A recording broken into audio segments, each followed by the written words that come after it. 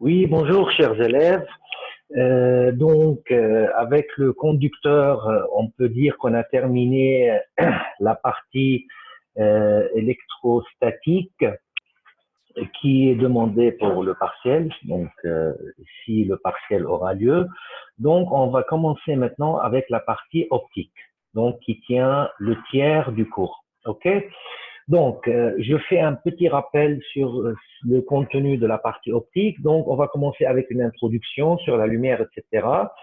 On va tout de suite passer au chapitre numéro 3, dans lequel on va parler du principe de la réfraction et la réflexion par le moyen des lois de Snell-Descartes. On va voir les lois de la réflexion. On va avoir une idée sur la dispersion. On va étudier la lame à face parallèle. Donc ça, c'est dans le chapitre 3. Dans le chapitre 4, ça va être plutôt un chapitre théorique pour étudier et fixer quelques notions donc sur les systèmes optiques. On va définir les systèmes avec lesquels travailler, les systèmes centrés. On va parler des distances focales et des objets, des images et de leur nature et comment reconnaître la nature d'un objet et d'une image. Dans le chapitre 6, on va parler des systèmes dioptriques, parmi lesquels on va voir les dioptres plans, les dioptres sphériques.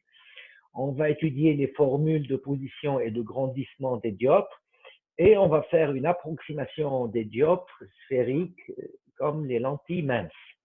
Et finalement, dans le chapitre 7, on va voir les instruments optiques et on va s'intéresser surtout à l'œil comme instrument optique et voir les maladies et la correction de ces maladies de l'œil. Donc, tout d'abord, on va aller relativement un peu rapidement. Je vous laisse le soin de lire le cours. Il est bien lisible et compréhensible. Donc, qu'est-ce que c'est que la lumière? Donc, comme vous le voyez ici, donc la lumière, c'est une nécessité dans la vie humaine. Donc, un exemple de la nécessité de cette lumière pour les plantes, elle transforme l'énergie solaire en une énergie chimique par le processus de la photosynthèse. La lumière également, elle est utilisée dans l'échange de données, comme le transfert de données par fibre optique, les communications optiques, etc. Et bien d'autres applications comme les infrarouges, les télécommandes, comment ça fonctionne, etc. Donc, la lumière y est présente dans notre vie de tous les jours. Donc, rapidement, qu'est-ce que c'est que la lumière? La lumière, c'est une onde électromagnétique. Qui dit onde électromagnétique, c'est-à-dire c'est une onde qui porte une composante du champ électrique. Donc, maintenant, vous savez qu'est-ce que c'est qu'un champ électrique et une partie, un champ magnétique, OK, qu'on verra plus tard. Donc, c'est une onde électromagnétique qui est définie par sa longueur d'onde, c'est-à-dire qui dit longueur d'onde dit sa fréquence de vibration et elle a une certaine vitesse de propagation et cette vitesse, elle dépend du milieu où elle se trouve, telle que la formule V égale C, c'est la célérité de la lumière dans le vide équivaut 3 par 10 puissance 8 mètres par seconde, divisé par N, l'indice de réfraction de milieu transparent. OK, donc à l'origine, C, c'est égal à l'inverse de la racine carrée de epsilon 0, c'est la permittivité électrique qu'on a vu dans le champ électrique, qui est 8,8 par 10 puissance moins 12. Et mu0, c'est la perméabilité ou bien la permittivité magnétique. Donc, ça donne une idée sur les caractéristiques magnétiques du milieu. Et on verra plus tard dans la partie magnétisme, elle vaut 4 pi par 10 puissance moins 7. OK. Donc, d'après les propriétés ondulatoires, on a plusieurs phénomènes qui affrontent cette lumière. Il y a le phénomène de la réflexion, donc tout simplement, une lumière, elle est réfléchie, par exemple, sur un miroir.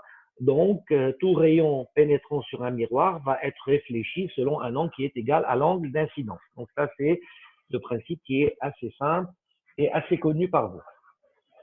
Deuxième phénomène, c'est le phénomène de la réfraction, c'est-à-dire si une lumière arrive à un milieu transparent, mais d'indice différent du milieu d'où provient ce rayon lumineux, donc il va y avoir une partie qui va pénétrer dans le milieu transparent selon un angle différent de l'angle d'incidence. Ça s'appelle la réfraction, c'est-à-dire une déviation du rayon lumineux lors d'un passage d'un milieu vers un autre milieu.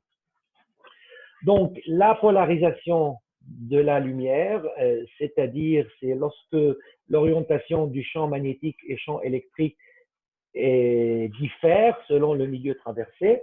Okay, donc, vous ne serez pas responsable de cette partie. Il y a ce qu'on appelle la diffraction. Okay, et puis après, l'interférence entre les franges lumineuses. Donc, ça, c'est plutôt, ces domaines sont étudiés dans ce qu'on appelle l'optique physique. Okay? Là, maintenant, on travaille dans ce qu'on appelle optique géométrique. On va voir dans la suite.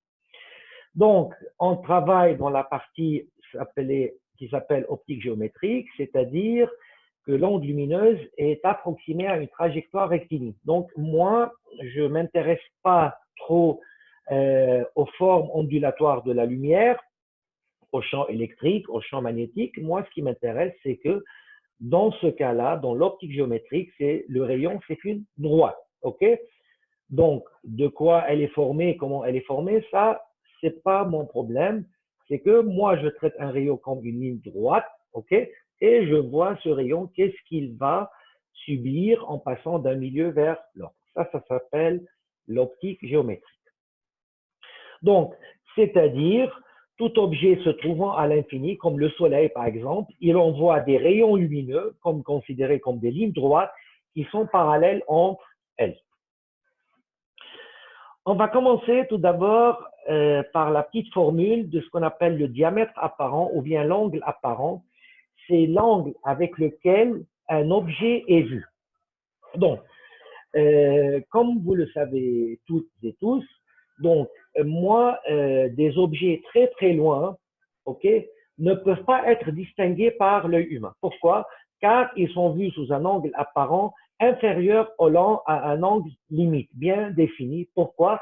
Car, on le verra également dans l'œil, l'image de cet objet sur la rétine sera formée sur une seule cellule. Donc, la condition pour qu'un objet soit vu d'une manière distincte, il faut que son image soit formée sur plus qu'une cellule, c'est-à-dire il faut que l'angle apparent soit supérieur à la valeur qu'on verra plus tard et qui est de l'ordre de 10 puissance moins 4 radians, supérieur à 10 puissance 4 par 10 puissance moins 4 radians. Donc, voici le schéma. Donc, j'ai un œil, j'ai un objet AB qui est situé à une distance grande D. Donc, les extrémités de cet objet sont vues sous un angle alpha appelé angle apparent ou bien le diamètre apparent. Comme étant AB est considéré comme un objet très très inférieur de taille devant la distance à laquelle j'observe, donc ça c'est une approximation, donc la tangente alpha qui est très très inférieure devant 1 sera approximée à l'angle alpha en radian. Pour cela, on va prendre un petit exemple. Si j'ai un homme qui observe un arbre de hauteur AB égale à 10 mètres sous un diamètre apparent alpha égale à 3 par 10 puissance moins 3 radians. À quelle distance de l'homme se trouve cet arbre? Donc, on peut appliquer la formule directe et on trouve que la distance, elle est de l'ordre de 3,33 par 10 puissance 3 mètres. Donc, à peu près 3 kilomètres. Donc, la condition dont on venait de parler, pour qu'un objet soit vu d'une manière distincte, il faut qu'il soit vu sous un diamètre apparent alpha supérieur à 3 par 10 puissance moins 4 radians. Autrement dit, il sera vu comme étant un point. C'est-à-dire, si je prends l'exemple d'un navire dans l'océan, à l'horizon, si je regarde le navire, que je vois la forme d'un navire, c'est-à-dire je suis en train de le voir avec un diamètre apparent qui est supérieur à 3 par 10 puissance moins 4 radians. Si je vois le navire comme étant un point, c'est-à-dire qu'il est vu sous un angle apparent inférieur à 3 par 10 puissance moins 4 radians. Donc, on continue cet exemple. Dans le cas d'un objet de taille de 100 mètres, on grandit l'objet. Donc, pour que cet objet soit vu d'une manière distincte, donc, c'est-à-dire à la limite d'un angle apparent de 3 par 10 puissance moins 4, la distance par tout calcul simple, est égal à 100 sur alpha est égal à 3,33 par 10 puissance 4 mètres. Dans ce cas-là, si j'éloigne cet objet de 100 mètres de la distance de 3,3314 mètres, il sera observé comme étant un point. Donc, dans la deuxième partie, on demande de justifier le fait que la Lune et le Soleil ont pratiquement le même angle apparent, vu de la Terre. Qu'est-ce que ça veut dire? Moi, en fait, lorsque j'observe la Lune et que j'observe le Soleil, je les vois de mon œil, je vois que la Lune et le Soleil ont à peu près les mêmes dimensions. Ce qui n'est pas vrai, en fait, car tout le monde sait bien que le Soleil est bien plus grand que la Lune. Mais étant donné que le Soleil est plus grand, mais il est plus éloigné que la Lune, et que la Lune, elle est plus petite que le Soleil et plus proche de la Terre, ce qui fait que le rapport entre la distance et la taille de l'objet rend l'angle apparent identique. Voyons voir par le calcul. Le rayon de la Lune étant 1,74 10 puissance 3 km, le rayon du Soleil, la distance Terre-Lune, distance Terre-Soleil. Pour trouver l'angle apparent de la Lune, donc l'angle apparent, c'est-à-dire moi, lorsque je vois la Lune, je vois le diamètre, deux extrémités sur le diamètre de la Lune. Okay? Donc, 2 fois rayon sur la distance, je trouve l'angle apparent de la Lune. Pour le Soleil, on fait le même calcul et on trouve relativement les mêmes angles apparents. Pour cela, lorsqu'on observe la Lune et le Soleil, on voit par l'œil qu'ils ont à peu près les mêmes dimensions. On passe maintenant au chapitre 3 intitulé « Réfraction et réflexion ». Donc, pour étudier le phénomène de la réfraction, on va étudier les ondes lumineuses monochromatiques, c'est-à-dire c'est des ondes lumineuses qui ont la même longueur d'onde. Ok? C'est-à-dire, pourquoi on va s'intéresser à la lumière monochromatique, car dans le cas des lumières polychromatiques, la réfraction des rayons lumineux va dépendre de cette longueur d'onde. Et comme nous, on s'intéresse à une longueur d'onde fixe, on va fixer la longueur d'onde, par conséquent la fréquence. Et on va s'intéresser à des milieux qui sont transparents et qui sont définis par leur indice de réfraction N qui est égal à C sur V. C, c'est la célérité de la lumière dans le vide. V, c'est la vitesse de la lumière dans le milieu d'indice N. Et on trouve N étant le rapport des deux vitesses. Donc, qu'est-ce que c'est qu'un rayon ou bien un faisceau lumineux? Donc, le rayon lumineux représente les directions sur lesquelles se propagent les surfaces d'onde. L'ensemble de rayons est appelé un faisceau lumineux. Donc, dans cet exemple, on a 3 genres de faisceaux. On a le faisceau divergent, c'est-à-dire c'est le faisceau qui sort d'un point et qui diverge dans tous les sens. Un exemple, une pile, une torche, une ampoule, n'importe quoi. Vous voyez que les rayons divergent de la source lumineuse dans toutes les directions. On appelle ça le faisceau divergent. Et on voit ici des surfaces d'onde appelées surfaces d'onde sphériques. Au niveau du faisceau, on a le deuxième type, c'est le faisceau convergent. Tout le monde, je pense, a fait l'expérience avec une loupe, une lentille. On met la lentille en face du soleil. Donc, tous ces rayons sont accumulés en un point. Donc, tous les rayons convergent en un point. Ça, c'est ce qu'on appelle un rayon ou bien un faisceau convergent. Et puis après, il y a le faisceau cylindrique. Dans le faisceau convergent, bien sûr, on a aussi des surfaces d'onde sphériques. Dans le faisceau cylindrique, exemple le laser, tous les rayons sont parallèles entre eux. OK? Et il s'agit de surfaces d'onde planes dans ce cas-là.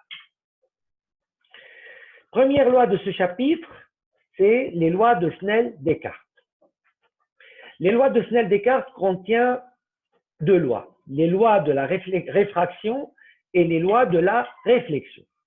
Dans la réfraction, donc la condition pour laquelle on parle de la loi de réfraction, premièrement, il y a la première loi qui dit que tout rayon incident est réfracté ainsi que la normale sur la surface de séparation doivent appartenir au même plan appelé plan incident. يعني أنا بالنسبة لي هذا الrayon incident, rayon réfracté, ainsi que la normale à la surface de séparation appartiennent au même plan. Et ce plan-là, dans lequel appartient, dans mon cas, c'est le plan de la feuille. Okay? La deuxième loi de réfraction, elle dit, lors d'un passage d'un milieu d'indice n vers un milieu d'indice différent, tout rayon ne va pas continuer son chemin sans déviation, il va être dévié selon un angle I2, par exemple, ici, tel que N1 sinus I1 égale N2 sinus I2. Donc, I1, c'est l'angle d'incidence du milieu N1, donc toujours l'angle d'incidence avec la normale à la surface, I2, l'angle réfracté, qui amène avec la normale à cette surface, et N1, c'est l'indice du milieu 1, N2, c'est l'indice du milieu 2. Donc, on peut avoir une réfraction que lorsqu'il y a un passage d'un milieu d'indice vers un milieu d'indice différent. Si, dans ce cas-là, N1 égale N2, donc il n'y a pas de milieu différent, le rayon va continuer son chemin sans aucune déviation, bien sûr. Et on ne parle plus, dans ce cas-là, de ce qu'on appelle réfraction.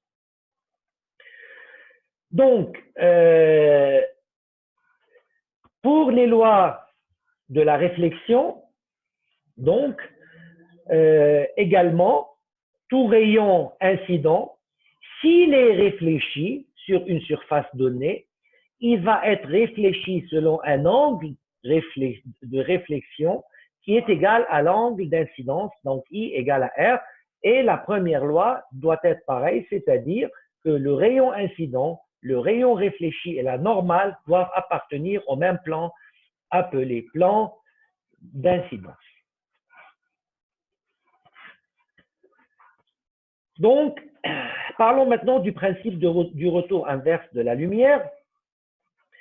Si je passe d'un milieu N1 avec un angle d'incidence I1, je me réfracte, supposons, avec un angle I2. Le rayon sera réfracté selon un angle I2 dans le milieu N2. Qu'est-ce que c'est que le principe du retour inverse de la lumière? Si cette fois-ci le rayon pénètre par le milieu 2, sous un angle incident égal I2, il va se réfracter du milieu 1 avec un angle réfracté appelé I1. Car vous appliquez les deux formules dans les deux cas et on retrouve exactement la même formule. Ça, c'est le principe du retour inverse de la lumière. Si vous voulez le prendre comme un exemple, si je suis en train de regarder une personne à travers un miroir, ok, si j'arrive à voir les yeux de cette personne, c'est que cette personne me voit également. يعني أنا ما ممكن أطلع بشوف شخص بالمراية وكون أنا شايف عيونه، اوكي، وهو ما يكون شايفني، اوكي. هلا إذا كان بارم راسه شايف راسه من ورا أكيد ما حيكون شايفني. إذا شايف عيونه يعني هو إجباري بده يكون شايفني. هذا البرانسيب du retour inverse de la lumière. Quelques mots sur la dispersion de la lumière. C'est un genre de réfraction, mais avec des angles différents qui dépendent de la longueur d'onde. Donc ici, si j'ai de la lumière visible qui pénètre dans un milieu d'indice 1, par exemple, N1, donc il s'agit d'une lumière blanche, polychromatique, donc qui contient plusieurs longueurs d'onde. Au niveau de la surface de séparation, ce rayon-là va se réfracter en différents angles selon la longueur d'onde, car la valeur de l'indice du milieu dispersif dépend de la longueur d'onde. Donc, chaque longueur d'onde va voir le milieu avec un indice de réfraction différent. فمشان هيك الروج بيعمل réfraction غير الvert, غير le bleu, etc. Donc, passons maintenant aux quelques cas particuliers. Donc, on va parler de la réflexion totale. Premier cas, cas d'incidence normale. Donc ça, certainement, vous l'avez vu lorsque vous étiez au lycée. Tout rayon pénétrant normal à une surface de séparation entre deux milieux d'indices différents continue son chemin sans aucune déviation. La formule, elle est claire, elle s'applique ici également. N1 sinus I1 égale N2 sinus I2. Donc, lorsque j'accède avec un rayon normal à la surface, c'est-à-dire que l'angle d'incidence égale à 0. OK? Donc, sinus I1 égale 0. Par conséquent, sinus I2 égale à 0. Donc, I2 égale à 0. Donc, je suis refracté avec un angle de réfraction égal à 0.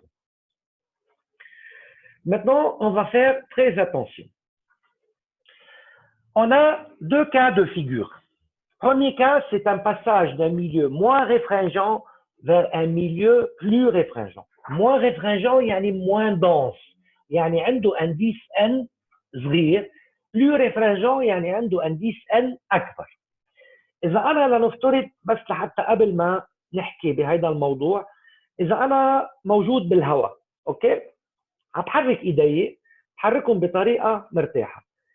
إذا أنا نزلت بقلب المي، بعدني بحرك إيدي بنفس الطريقة ولا بحس عليهم ضغط شوي؟ بدي أحس عليهم ضغط. نفس الشيء بطريقة مجازية بالنسبة للريون. الريون لما يكون بميليو دانديس فابل بيكون مرتاح اكثر، بيفتح اكثر. لما يفوت على ميليو دانديس بلوز إلفي شو بده يعمل؟ بده يضب. تخيلوا كيف انا ايدي بالماء بتصير حركتهم اصعب، فالريون شو بده يعمل؟ بده يضب على il va se rapprocher de la normale. Et la formule s'applique toujours.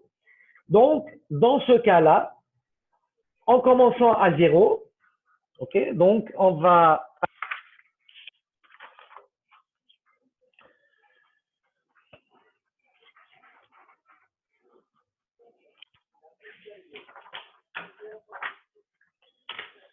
OK, donc, supposons que j'ai, voici la surface de séparation, N1, N2, OK. Donc, premier rayon qui arrive normal à la surface, il continue son chemin sans aucune déviation.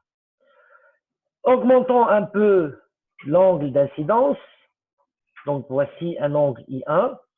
Donc, on ne va pas continuer tout droit. بدي شو بدي ضب على normal. On continue, on écarte l'angle d'incidence. OK, خلينا ناخده بالأخضر. OK, on écarte l'angle d'incidence. Qu'est-ce qu'on va voir? بدل ما كمل tout droit, شو بدي أعمل? Je vais me rapprocher de la normale. OK, هذا le prolongement تبعه. يعني à un moment donné, j'observe que lorsque j'arrive à la situation où l'angle incident ou le rayon incident est rasant, l'angle d'incidence égale à pi sur 2, je veux me réfracter avec un certain angle qui sera I2 inférieur à pi sur 2. هون بهيدي الحالة بنحكي عن شيء اسمه الانجل ليميت ريفراكتي. يعني شو هو الانجل ليميت ريفراكتي؟ C'est l'angle limite obtenue lors d'un passage d'un milieu moins réfringent vers un milieu plus réfringent. Comment il est obtenu? Il est obtenu pour un rayon incident rasant le milieu N1 et il va quitter dans le milieu 2 selon un angle IL. هيدا بنسميه بما انه انا عندي من 0 ل pi sur 2 ما عندي condition particulière على الانجل انسيدون، اوكي، فيني اخذ اي فالور. لما نوصل للبي sur 2 بيطلع عندي اكبر انجل ممكن ينعمل فيه ريفراكسيون، مشان هيك سميته انجل ليميت réfracté. OK, donc vous pouvez la prendre comme formule. L'angle limite réfracté correspond à un angle de réfraction lors d'un passage d'un milieu moins réfringent vers un milieu plus réfringent d'un rayon incident rasant la surface. OK?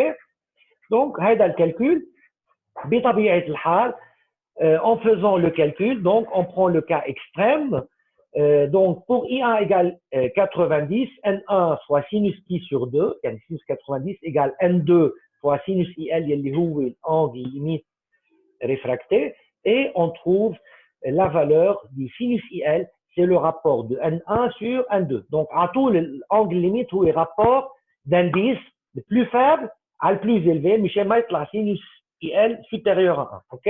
هو اصلا ببين بالكالكول بس هيدي مشان انتم ما تضيعوا فيها على طول سينوس اصغر من 1 بده يكون rapport de deux indices, donc le plus faible à le plus grand. Donc on l'appelle angle limite réfracté. Deuxième type d'angle limite, c'est lorsque j'ai un passage d'un milieu plus réfringent, donc indice N, أكبر من indice N2. N1 أكبر من N2, donc c'est un passage d'un milieu plus réfringent vers un milieu moins réfringent. Donc, ici, comme vous le voyez, si j'arrive avec un angle d'incidence I1, OK, le rayon va se réfracter en s'éloignant de la normale. يعني مثل كأنه أنا كنت بالماء وعم بحرك إيدي وطلعت على الهواء، شو صار؟ يفتحوا إيدي بسهولة أكثر. فهون شو بده يعمل؟ Le rayon, au lieu de continuer son chemin tout droit, il va s'éloigner, s'écarter de la normale. هون بهيدي الحالة on parle d'un angle limite de quel type? خلينا نشوف كيف نحدد الانجل limite. Voici une surface de séparation N1, N2, قلنا avec N1 supérieur à N2. Très bien. Donc, pour un rayon provenant avec un angle I1, au lieu de continuer tout droit, il va s'écarter de la normale. Un autre rayon provenant avec un autre angle I1, au lieu de continuer tout droit, qu'est-ce qu'il va faire? Il va s'écarter de la norme. À un moment donné, je vais obtenir un rayon réfracté rasant la surface sans que pour autant j'arrive à l'angle de 90. هيدا الانجل اللي هون يعني انا بطبيعه الحال عم كبر I1 وصلت l'angle هون اسمه IL, au bout duquel ce rayon il sera réfracté d'une manière rasante la surface. C'est l'angle limite incident. Donc, dans le cas d'un passage d'un milieu plus réfringent vers un milieu moins réfringent, on parle d'un angle limite incident. Que représente cet angle limite? C'est l'angle du rayon incident au bout duquel son rayon réfracté dans le milieu N2 sera rasant la surface. يعني لما أنا آخذ IL هو l'angle incident بده يطلع عندي I2 égale à pi sur 2.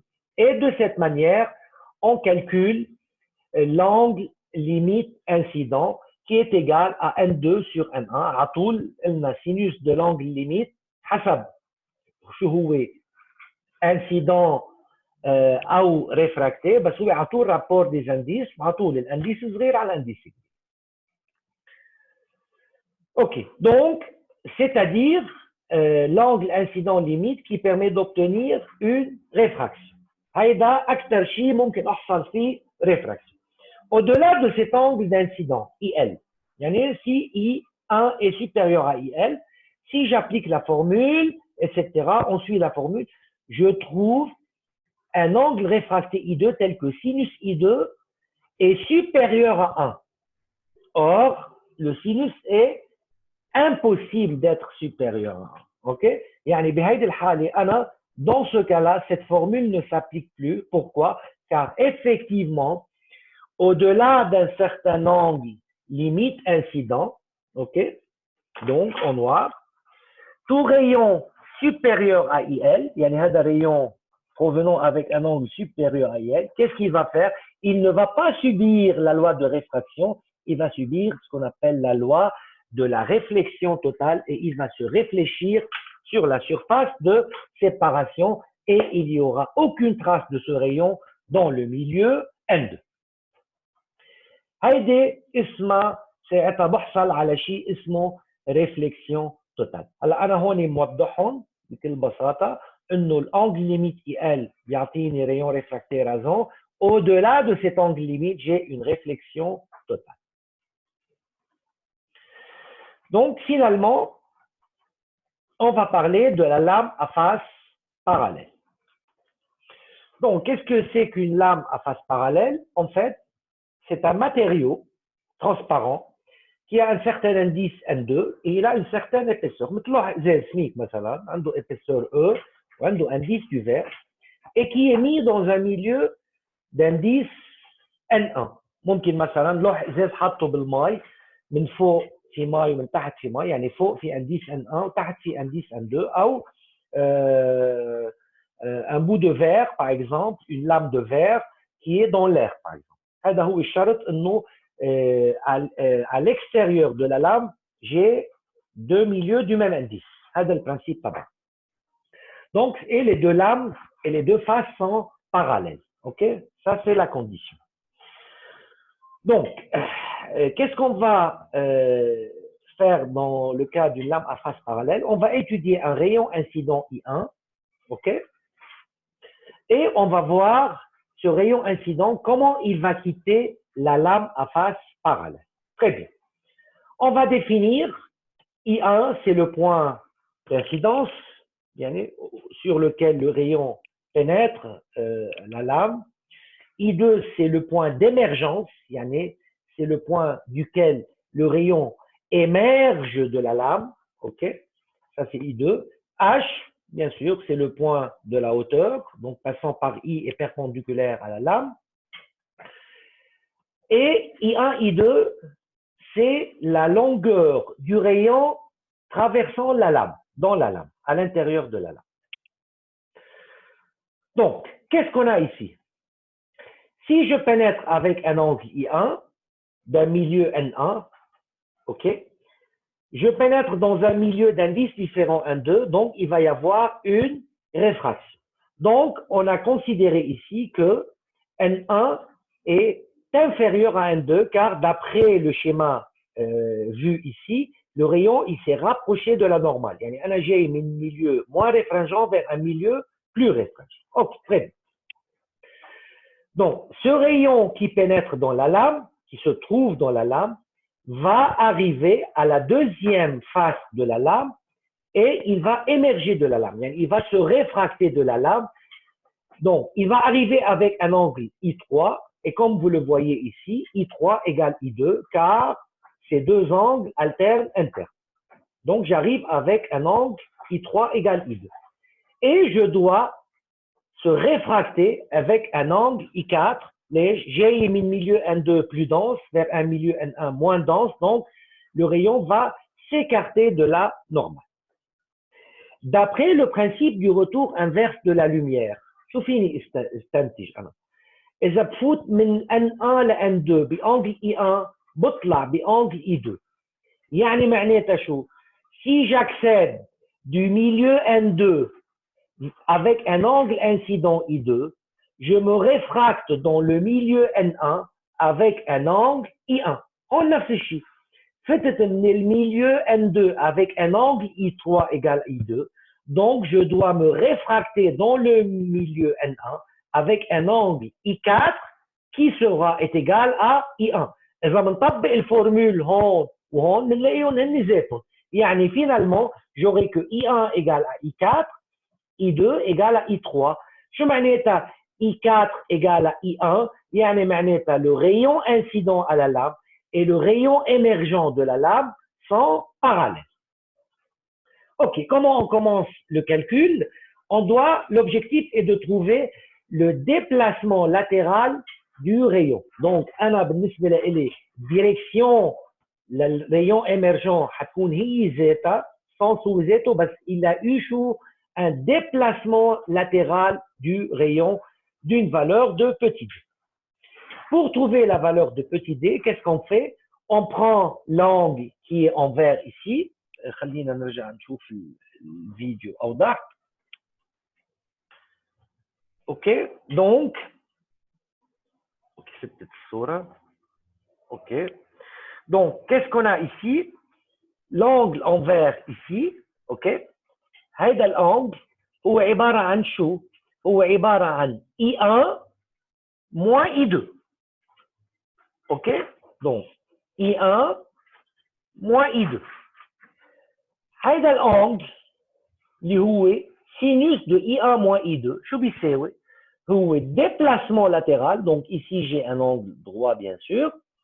Dans ce triangle rectangle, sinus de cet angle envers est égal, opposé, petit d sur la longueur L. OK? Donc, d sur L est égal, la formule trigonométrique dit que sinus de A moins B égale sinus A cosinus B moins cosinus A sinus B. On l'applique ici. Donc, je trouve que d sur L est égal à sinus I1 cosinus I2 moins cosinus I1 sinus I2. OK? Or, cosinus I2, c'est quoi? Cosinus I2, c'est la partie adjacente, qui est l'épaisseur, qui est I1H, divisée par l'hypoténuse, qui est I1, I2, ou petit l. OK? Donc, on trouve que L égale I1H sur cosinus I2. Remplaçons dans l'équation du haut. Je vais essayer de faire un D. D est égal. L, ضربنا ال فوق يطلع عندي I1 sur cosinus I2 et le terme en sinus, cosinus, cosinus, sinus. OK? Prenons, multiplions par 1 sur cosinus I2 à l'intérieur de la parenthèse, etc. Ça calcule AD. Or, on sait que N1 sinus I1 égale N2 sinus I2, la loi de réfraction. Donc, on trouve la valeur de sinus I2. Donc, ceci nous mène à dire que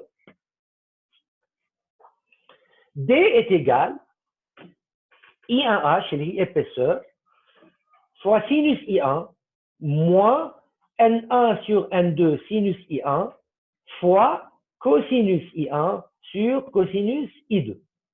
OK? Si on prend sinus I1 en facteur, on trouve que le déplacement latéral du rayon est égal à l'épaisseur de la lame fois le sinus de l'angle incident vers la lame, I1, multiplié par 1 moins N1 sur N2 cosinus I1 sur cosinus I2. I1 هو بطبيعة الحال l'angle incident ou I2 هو l'angle réfracté. Prenons quelques cas particuliers. Donc, si j'ai une lame très très mince, donc IH tend vers 0, donc le déplacement est égal à 0. Voici déplacement latéral, l'aile rayon. Pour des faibles angles, I1 très faible, cosinus I1 à peu près égal cosinus I2 à peu près égal à 1, ok? Et sinus I1 égale à peu près égal à I1. Dans ce cas-là, on trouve la valeur de D. Donc, pour trouver le déplacement latéral maximum entre rayon incident et rayon émergent, donc, quel est ce déplacement maximum? Il est obtenu lorsque sinus I1 est maximum, est égal à 1, أكبر من 1 ما بتاخدها يعني بده يكون عندي I1 égal à pi sur 2, ok? Et lorsque ce terme-là est minimum, هذا الترم minimum هو 0. أي متى بيكون 0 لما I1 égal à pi sur 2. هذا بيكون 0 بنفس الوقت هذا بيكون شو maximum. Donc un maximum de déplacement latéral il est égal à I1H. يعني هيدي معناتها ça correspond au cas où j'ai une lame. Voici la lame. Voici la normale. J'ai un rayon avec un angle incident égal à pi sur 2, il y a un des rayons rageants. هذا rayon rageant, il va se réfracter dans le milieu N2, N2 أكبر من N1 selon un angle. هذا شو سميناه هذا الانجل؟ هيكون angle limite réfracté IL. OK? D'après le principe de retour inverse de la lumière, أنا جاي هذا الانجل réfracté limite صار بالنسبة للسباس الثانية هو كمان IL بس صار اسمه شو؟ angle limite incident. On y جاي من milieu moins réfringent vers un milieu plus réfringent. On y جاي من milieu plus réfringent vers un milieu moins réfringent. Donc, comment il va sortir ce rayon d'une manière rasante. Donc, l'écart maximum entre le rayon incident et le rayon émergent, c'est ça l'écart qui est égal à petit e, et ceci est bien vu par le calcul. On va définir finalement ce qu'on appelle le chemin optique. Donc, le chemin optique qui correspond à la longueur du rayon dans la lame multiplié par l'indice de ce milieu, chemin optique. Donc, avec ceci, j'ai terminé le cours sur la réflexion et réfraction, la loi de Fresnel. Et bientôt, Inch'Allah, je vais raconter des exercices d'application. OK, merci pour votre attention et à bientôt.